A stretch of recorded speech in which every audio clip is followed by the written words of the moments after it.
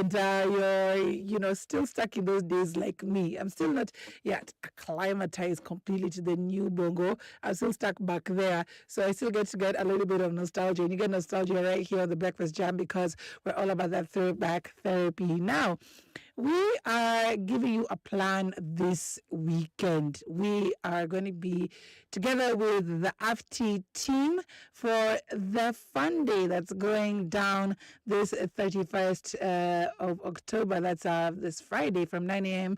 to 4 p.m. here at the house on the second floor on Baricho Road, and we're right behind the Highway Mall now.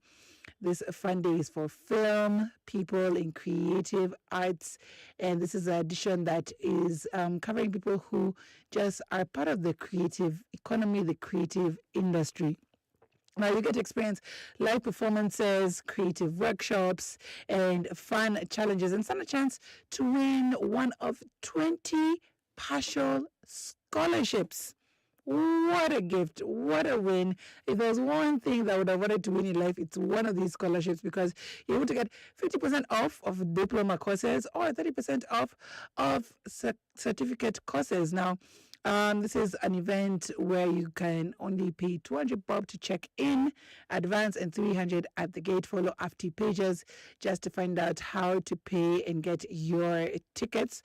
And of course, be part of this fun day, because you get to create, connect, as well as shine. You're going to meet everyone from the AFT team. You're also going to be able to meet some of the crew from Icon Radio, and maybe get to see some of our shows as we go through the day. So be sure to join us this Friday for the AFT Fun Day and get yourself a scholarship while at it. All right. Now, we are finishing off or rounding off our conversations around cancer.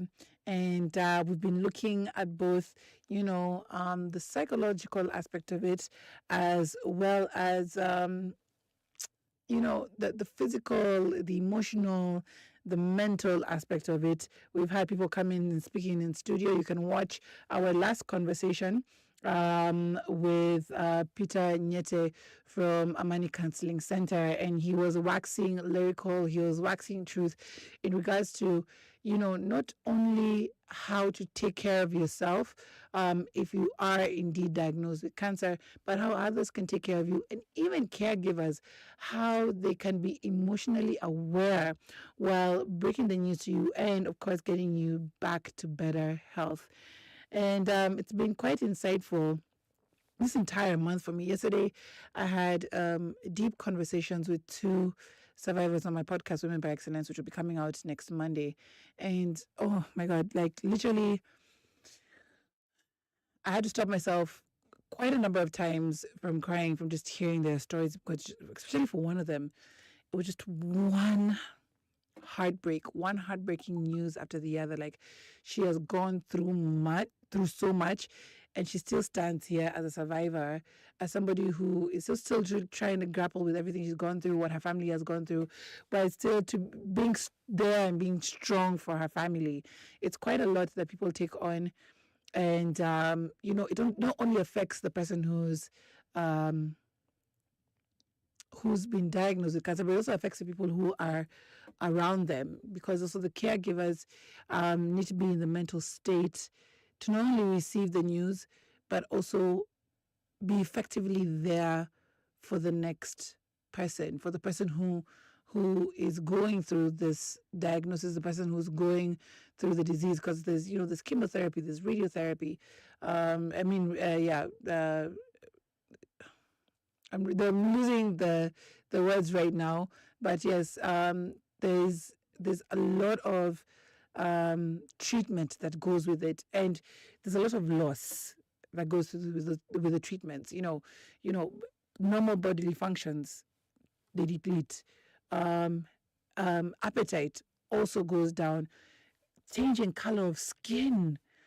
One survivor talked about, the entire right side of her body literally just turning black, fingernails, fingertips as well, loss of hair, complete loss of hair. And it's not only on the head, like it's everywhere. It's your eyebrows, it's everywhere that you have hair, this complete loss of hair. And for some of them, they also have to go through mastectomy as well. That means, losing a side of their breasts. And, like even with the survivors who were in the room yesterday, they were kind of like relating to each other and like, okay, which side of the breast did you lose? What did you do? What happened? One of them, thankfully, went for treatment in India because she was able to go for the treatment in India. And we thank God for that because they were able to save her breast, which wasn't the case for the other person, the other woman, the other survivor, who unfortunately lost hers and went through the stigma in her own community. There were kids who were, calling her names, and that's because of the conversations that were being had within these homes. And for me, I think what stood out was society and the part that they play in these conversations, because you need to know that cancer does not belong to a certain community. It's not hereditary. There's no real explanation. And Peter Nieto said it very nicely last week. There is no real explanation as to how cancer comes about. So literally it can happen to anyone at any time, even those who may be speaking ill and may not be thinking that, it belongs to this person or this family. It might happen to that person as well. And therefore, you need to be thoughtful with your words. You need to be thoughtful how you relay messages about somebody else who may be going through cancer. You heard Peter Nyete last week talking about it very plainly and saying, they're out here calling women, ule mama na matiti moja, like such words, such utterances. I'm even surprised that they come out till now, and even the woman I was with yesterday, she was saying she walks around the neighborhood and people literally would stand aside, almost like she had a plague, just to look and see who's this one-breasted woman, And this is because of the stigmas that are still existing within society, even in this day and age, with Google as your friend, with information readily available. There are people who still are not aware of their surroundings, aware of their community enough to be able to use the right words, say the right things, or have the right thoughts towards other people who are ailing. And these are not, for some people, yes, they may be death sentences, and for some, they're not. And sometimes even just how you react to somebody can help in their healing, whether it's a family member, whether it's a friend, whether it's a neighbor. Seek to be more of a help towards somebody. And if you can't be of any help, educate yourself. I said, again, Google is your friend. Just find out. If somebody's going through something, just look it up. Like one of the ladies yesterday, it was called TNBC. So it was called triple negative breast cancer. And I had to do my research. Like literally, even as I was having the conversation, I did not truly understand the impact. And the more we discussed about it, the more I got to understand and the more the picture was there for me. So education is not for those who are, seemingly owning a phone, or those who, are probably going to school. It's for all of us. And if somebody does not understand, just simply ask. I think it'll be easier because for even some of these survivors, they just need to be able to talk about it. Sometimes they just need to be able to, that it's therapy for them to be able to say, this is what I've gone through. This is what I'm going through.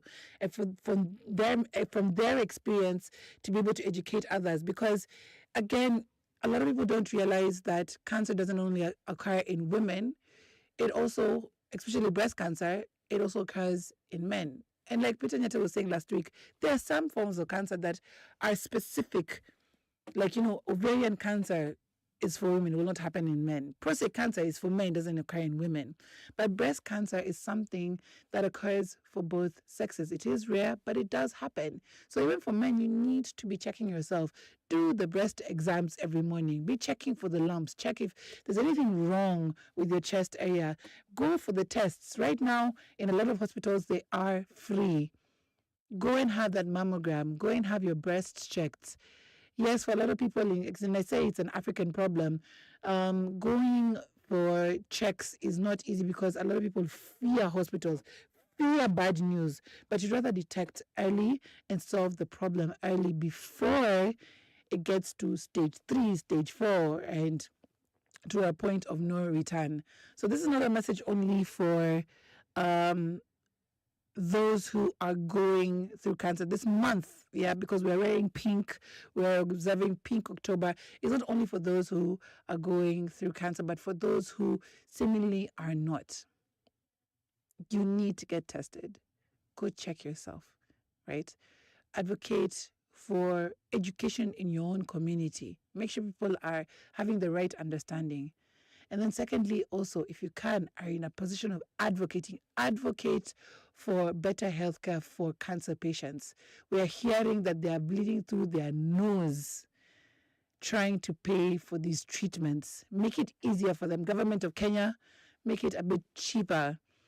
I was even hearing yesterday about, I never knew even those prosthetics for breasts, and they're expensive. You're hearing they're into the thousands of shillings. And somebody's wondering, do I need my vanity to be there enough for me to buy a prosthetic breast, or do I pay for rent? These are some of the things that a normal Kenyan has to grapple with. Do I go for treatments, or do I make sure there's food on my table? These are the conversations that are there, and they are real. So I'm hoping that even beyond the month of October, we continue to have these conversations, that we continue to face the reality that, yes, indeed, diagnoses and diseases like cancer do exist, and that we educate ourselves and we do justice by ourselves by getting checked and making sure that there's early detection and therefore early treatment. That has been our Wellness Wednesday tip of the day, topic of the day. I myself, I am also, as I'm talking, I need to preach to myself. I think the last time I got checked was in 2019.